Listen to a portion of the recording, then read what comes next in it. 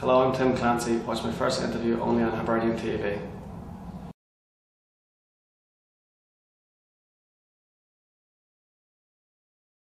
Tim, a very warm welcome to Hibs. Can we kick off by finding out why you decided to come here to Easter Road?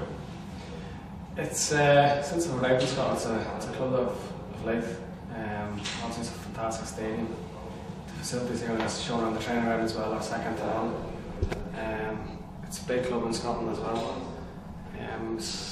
Obviously when I got a chance to come, I was delighted to jump at the opportunity. Motherwell, you helped the team qualify for the Champions League. That must have been a massive feeling for yourself, a great feeling. But were you reluctant to swap Champions League football for the fact that we obviously haven't qualified for Europe and you won't be playing European football next season? Was that a tough decision to make? It was a very tough decision, yeah. Last season at Motherwell, it was a very tight squad. They didn't use a lot of players, which I think really helped us because all the players knew each other's game. We were quite lucky with injuries as well. Only Stephen Saunders got injured for long term. It was very enjoyable last year because we won a fair share of games. I think we finished with the highest points that Motherwell's ever had in their SPL history. So qualifying then for the Champions League qualifier was a massive achievement for myself and the rest of the lads of the team. And there was a bit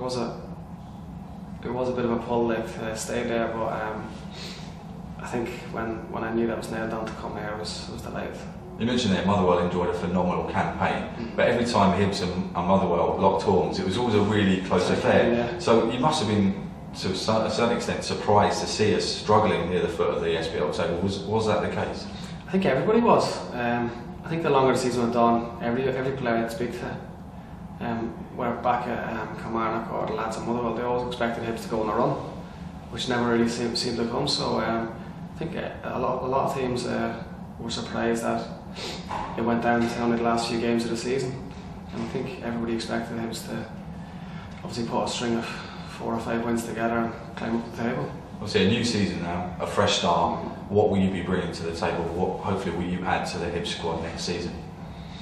Well, I can play all across the back four as well. I think Billy knows me as a player and how I train and how I am around the place. So if I can just help the boys get wins that the club this size deserve and shouldn't be where they were last year, and if I can help in any other way, it'll be a good thing. Well, so you mentioned that you've never really come across Pat Fenlon before, but do you have any sort of mutual friends from back home in Ireland?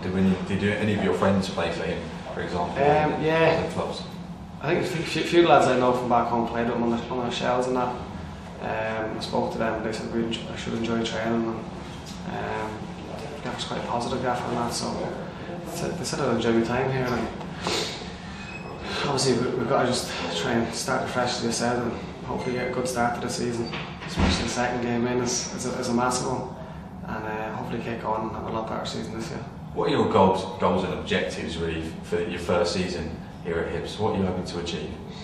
Just want to get in the team and hopefully play well. As I said, it's just to contribute for the team winning games. It's not really that I've set a target how many games I want to play or anything like that. It's just to get in the team and do the best I can, and hopefully that entails us winning games.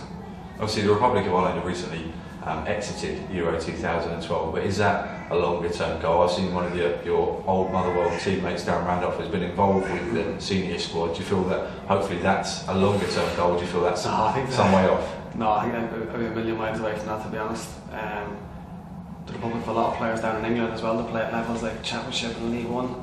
They can't even get near the team, so it's not something I'd ever think of. I think it's probably a million miles away, but more importantly for me is just to get my club football right and just do the best I can for the club.